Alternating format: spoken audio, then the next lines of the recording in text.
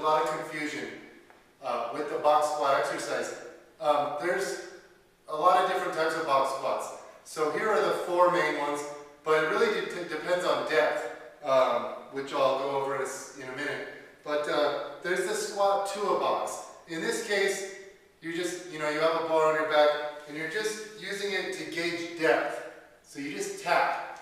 So you use it as a way to ensure that you're hitting the depth that you want. So you could set it to make sure that you're hitting parallel. For example, as you can see right here, if I do this, I'm just making parallel. So if I've got a bar on my back, I tap, come up. And with this style, I don't necessarily have to sit back. With this style, I can just use my same, my knees can come forward and I can just use my same squat style, but I just let the knees come forward and I just tap, come back up. You don't ever want to bounce, but you go like this, tap, come up. And this way you don't cheat on your depth. So that's a squat to a box. I don't consider that a box squat. Now, amongst the different types of box squat, you can, to me, a box squat, you pause on the box. And the reason why is you break up the concentric, the eccentric to concentric chain, or whatever you want to call it, and you pause for a second. You will relax the hip and thigh muscles, so like the glutes, the quads, the hammies, the adductors. You'll relax these thigh and hip muscles, but you keep the erectors on. You don't relax the erectors and round. So you keep the chest up. Now, you could come down, pause for a second, don't rock at all, and then come back up. Or you can do my favorite style, the slight rock, where you come down, rock, come back up. It's just a slight rocking. Or you can do the full rock, which would be come down, lean in, come up. And talk to different coaches and they'll all tell you why they prefer one style over another. I can make a case. Really, in the grand scheme of things, is it going to make a huge difference in terms of adaptations? I don't think so, but I recommend you try all the different styles. Now, real quick, I'm going to go over the rocking style. For me, try to get from the side view here. You come back, and if you do the full rock, you will come back like this, but you don't ever round your back. You keep this arched, okay? So come back, lean in, come back up. Now, I used to think that because box squats involve so much sitting back, that they were very hip dominant, and I still think they're very hip dominant, especially with vertical tibia. So when you do a box squat, you want the shins vertical, and this is very hard for a lot of people. When you teach this to beginners, here's how I teach it to beginners. I actually have them get their calves touching the box, okay? Calves touching the box, and then, because I like that tactile feedback, when I've got a bar on, I don't want to know if I'm going to hit the box or not, if I might miss the box. You don't want to be out here and just wonder, I hope the box is underneath me. You don't want any fear like that. If it's touching you, you know it's there. And then you got to reach back. So I say, pretend someone has a rope around your hips and they are pulling back. So you initiate with a sitting back motion, then you come down and bend the knees and keep the knees out. So it looks like this. Again, I have this, my clients diagonal with it. So this part comes out, they're straddling it. Initiate by sitting back, just a slight, like this. Not like, they're not bending forward at the knees. So they're not breaking at the knees, they break at the hips just slightly, and then they descend, knees out, sit way back. Now my shins are pretty vertical here, almost. It is possible to get a negative shin angle, meaning I sit so far back that my tibias are actually angled this way, like that. Okay, but I don't think you can do that with a ton of weight. And if you do it and your shins are just slightly forward a little bit, that's okay too. A lot of people just can't get the complete vertical shins, maybe due to their anthropometry. That's not a deal killer. What matters is that you learn how to go like this. So I've got a bar on my back, I come back, but you'll see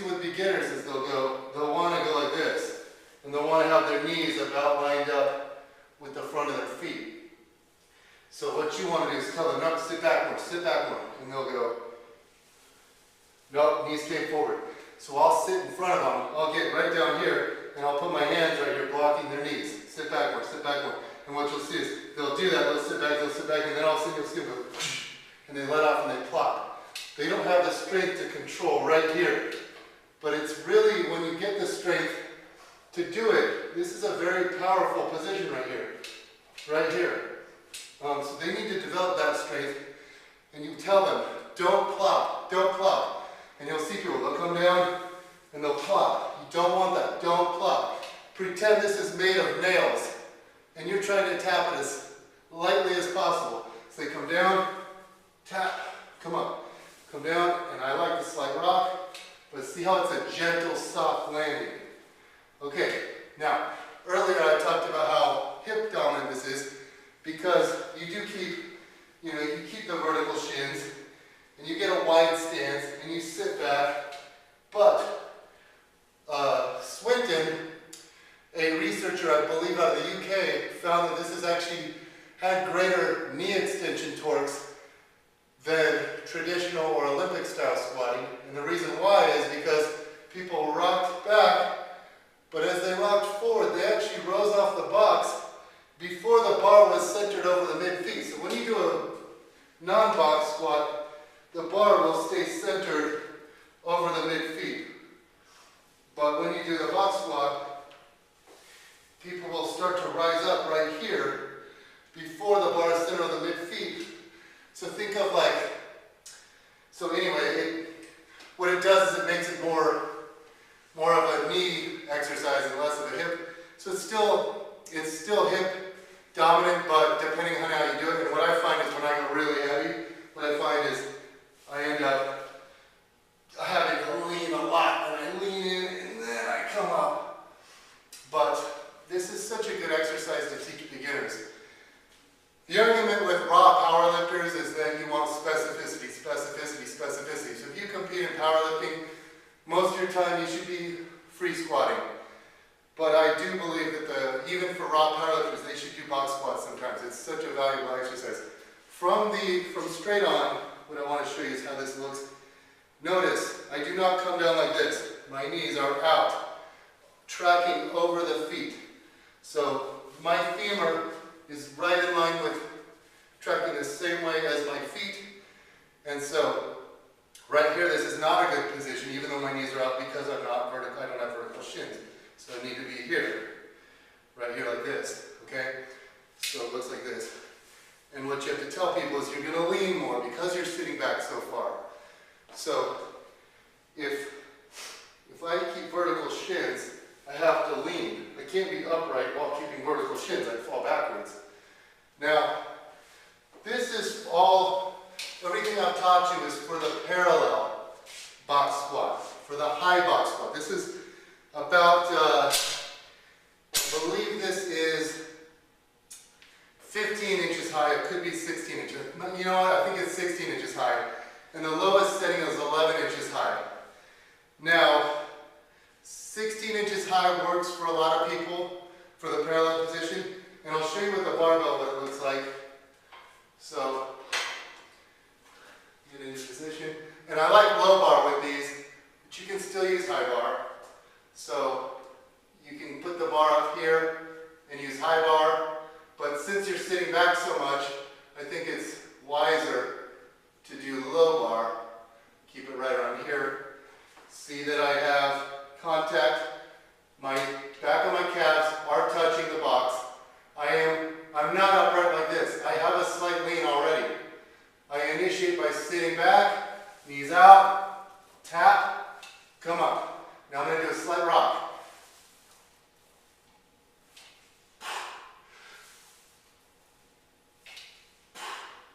So I'm going to come around here and show you from straight on what this looks like. So, touching. See how I'm leaning in?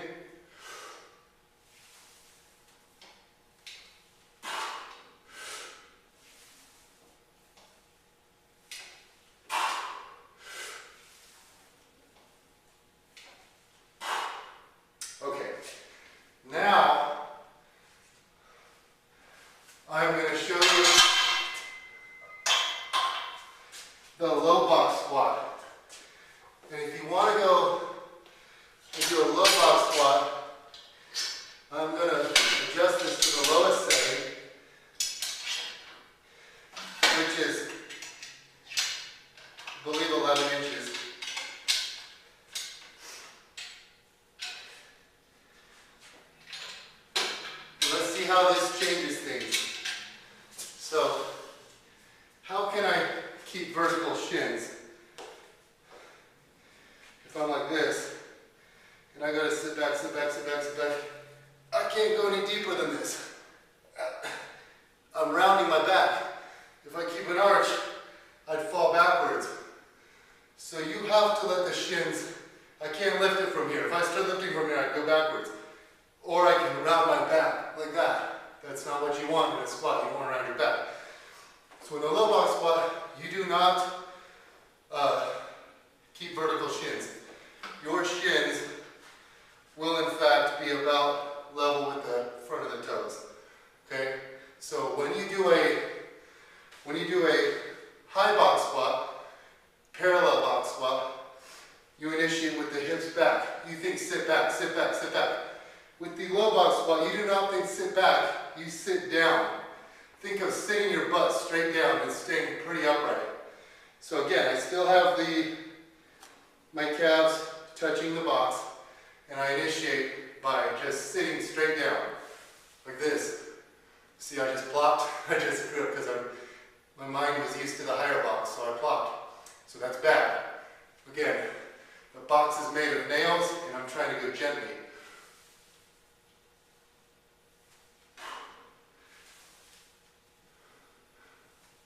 I don't like just tapping.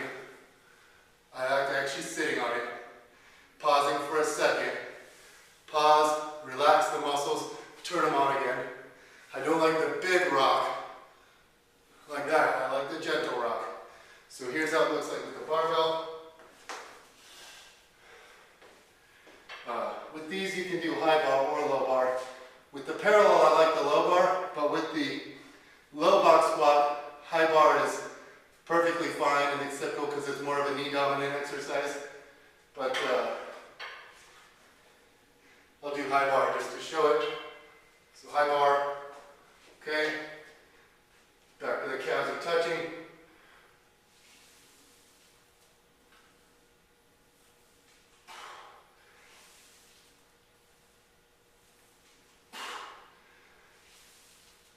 Knees are out, slight rock back, tension is kept on the low back, relax the thighs and hips, lean in slightly, come on. So, I've found that my beginners, when I teach them the box squat, a lot of them don't know how to sit back. So for powerlifting, some of my clients, I'll give them 4 to 6 weeks of box squats, and then I switch them back to free squatting, and they set PRs right away. Because in the powerlifting squat, you know, the Olympic squat, you've got a narrow stance, you might have on weightlifting shoes, which elevate your heel, and you're super, super upright, and your knees come forward, you know. In the Olympic squat, you're super upright. But in a powerlifting squat, you tend to be a little bit wider, and you tend to sit back a lot more. And it's not uncommon for torso lean to be 45 degrees, and with some people who have maybe shorter torsos and longer legs, they can even lean at more of a 45 degree angle. As long as they don't round their back, if they stay rigid, you know, but once they learn the box squat, you'll switch them to free squatting, and all of a sudden they're sitting back more, and they're using their hips more. And they're getting, you see the power out of the hips. And so, I love the box squat. It's worked great for me and my clients. It's a very useful variation, but there are variations of box squats, and hopefully this video taught you a thing or two. So give it a try and let me know what you think.